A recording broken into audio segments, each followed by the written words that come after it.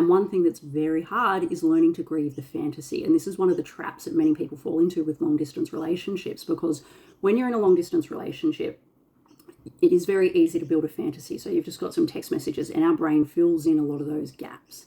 And then when you come together, sometimes the person that you've painted in your mind, even though you might have been texting or talking over the phone, the person that we've painted in our mind might not actually marry up to who they actually are as a person. And we can very much get stuck on that dopamine-driven fantasy that we've created about this person.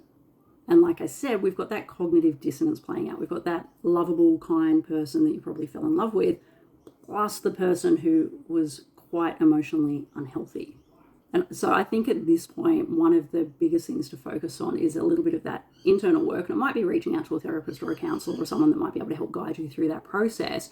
But having a little bit of a closer look at the rescuer role that was playing out, because I think that, in my opinion, I might be wrong, but just in my opinion, outside looking in, that's probably the biggest area that might require attention and might help give you some traction in moving forward at this stage. So for this, if you fell into the role of being a little bit of a rescuer or the savior in this situation, these are common situations that might play out in adulthood. I'm not saying this definitely has happened for you, but it can play out in adulthood, where if we fall into this savior role and that rescuer role, oftentimes it is when we were somewhat parentified as children. So we might have been taking care of all of our siblings because our parents were overwhelmed or they were working a lot, or mum and dad split up and then whatever parent that you were living with, they were just dumping a lot of their emotional baggage onto the child. So essentially just burden shifting a lot of their own internal shit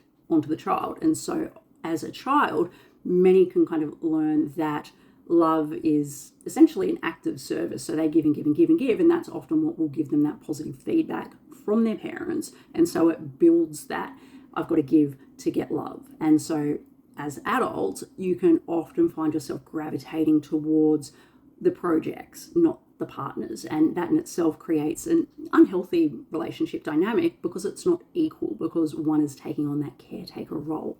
So hopefully this has given you a little bit of an insight into a quite complex situation, but also a little bit of a look into the attachment theory lens and where some of our own things might be playing out and how that feeds into a relationship dynamic.